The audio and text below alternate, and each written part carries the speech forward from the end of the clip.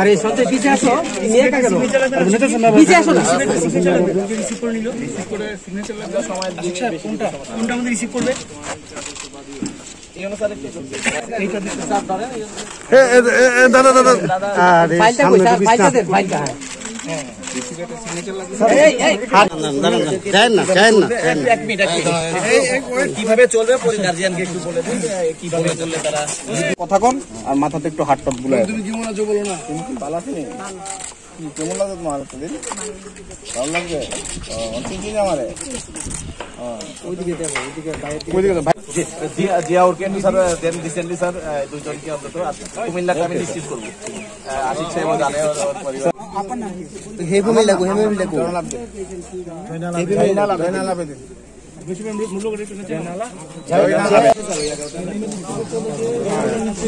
वो लोग आ जा सकते हैं। अपना अपना नाम कर देंगे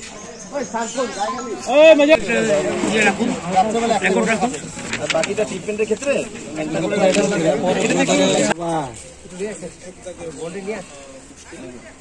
ঠিক আছে।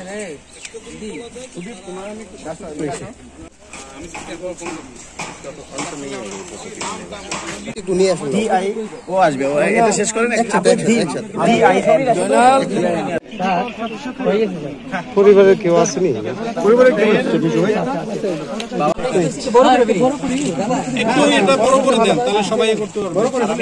আপনাকে ধন্যবাদ দিতে। দাদা আপনার নাম? মোহাম্মদ জয়নাল আবদিন।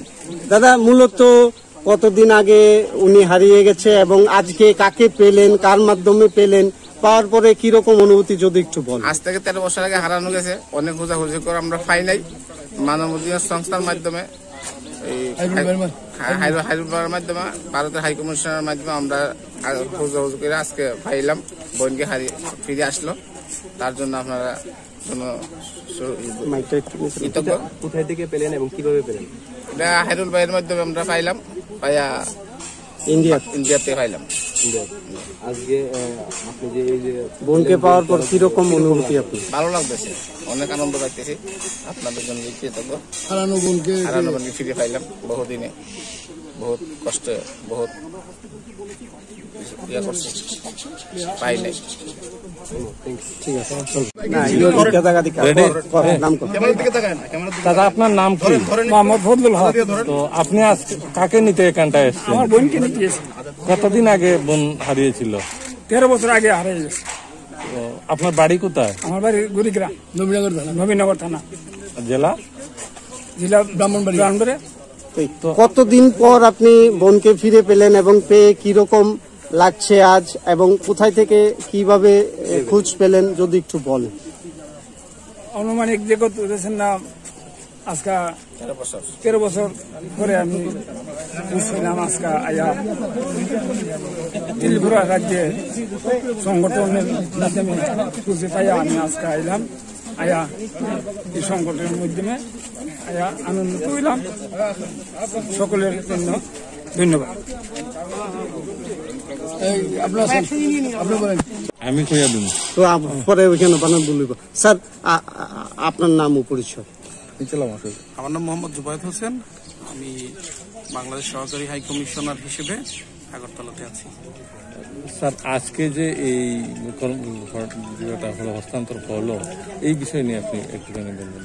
আজকে আমরা অত্যন্ত আনন্দিত যে আমাদের বাংলাদেশের দুজন নাগরিক যারা এখানে মানসিক ভাবে অসুস্থ ছিলেন, এখানে মডার্ন সাইকিয়াট্রিক হাসপাতালে ভর্তি ছিলেন, তারা আজকে সুস্থ হয়ে বাংলাদেশে তাদের পরিবারের কাছে চলে গেলেন। আমরা এটার একটা অংশ হতে পেরে আমরা অত্যন্ত আনন্দিত। এবং আমরা আরো যারা আছেন, আরো 22 জন আছেন এখানে চিকিৎসাধীন, তার মধ্য থেকে 12 জন হসপিটাল কর্তৃপক্ষ বলছে মোটামুটি সুস্থ। তো তাদের নাগরিকত্ব ভেরিফিকেশন হচ্ছে, আশা করি আমরা শীঘ্রই তাদেরকেও তাদের পরিবারে তুলে দিতে পারবো। আর বাকি যে 10 জন চিকিৎসাধীন রয়েছেন তারাও সুস্থ হয়ে গেলে ক্রমান্বয়ে আমরা তাদেরকে তাদের নাগরিকত্ব ভেরিফিকেশন সাপেক্ষে বাংলাদেশ নাগরিক প্রমাণ হলে আমরা তাদেরকে বাংলাদেশে এখানে যারা তারা কিভাবে এলো এই বিষয়টা আমরা তাদের প্রত্যেকের ইন্টারভিউ নিয়েছি। তারা কেউ আমাদেরকে একদম সুনিশ্চিত এবং নির্ভরযোগ্য বিবরণ তারা দিতে পারেন নাই। কেউ কাছাকাছি কিছু বলতে পেরেছেন, বাংলাদেশের কোনো একটা জায়গা থেকে বাসে উঠেছেন, এসে তারপরে আবার বলছেন হেঁটে হেঁটে চলে এসছেন। তো বিষয়গুলো আসলে কতটুকু নির্ভরযোগ্য এটি বলা মুশকিল। তবে এটুকু বোঝা গেছে যে তারা যখনই সীমান্ত ক্রস করেছেন তারা মানসিকভাবে তারা তখন স্টেবল ছিলেন না, তারা কোনো না কোনোভাবে মানসিকভাবে তারা ছিলেন, এটুকু হয়তো বা আমরা মনে করতে পারি। তাদের আজ যে দুজনকে আপনারা হস্তান্তর করলেন তাদের নাম কি, তারা কবে নাগাদ এসেছিল এবং তাদের বাংলাদেশ বাড়ি কোন জায়গায়? মূলত আজকে কজনকে আপনারা ফেরত দিয়েছেন, ওদের নাম কি এবং কবে ওরা হারিয়ে গেছিল, এরকম কোনো তথ্য আছে কি? আচ্ছা, আজকে আমরা দুজনকে হস্তান্তর করেছি। তার মধ্যে একজনের নাম সমীর কুমার মজুমদার, তার বাড়ি বাংলাদেশের ফরিদপুর জেলায়। উনি 2014 সালে যে রেকর্ড আছে হসপিটালের, তো সেই অনুযায়ী 2014 সালে উনি চলে এসেছেন এখানে। আর আরেকজনকে আমরা হস্তান্তর করেছি, তার নাম শায়েস্তারা বেগম, উনি ব্রাহ্মণবাড়িয়া জেলার। আজকে আপনারা হস্তান্তর করতে পারলেন, আপনাদের কি রকম অনুভূতি যদি? আমরা অত্যন্ত আনন্দিত, কারণ বাংলাদেশের একজন নাগরিক এখানে ভিন দেশে পরিবার পরিজন থেকে বিচ্ছিন্ন হয়ে এখানে দিনাতিপাত করবে, এটি তো নিশ্চয়ই একটি ভালো ব্যাপার আমরা মনে করছি না। তারা নিশ্চয়ই তাদের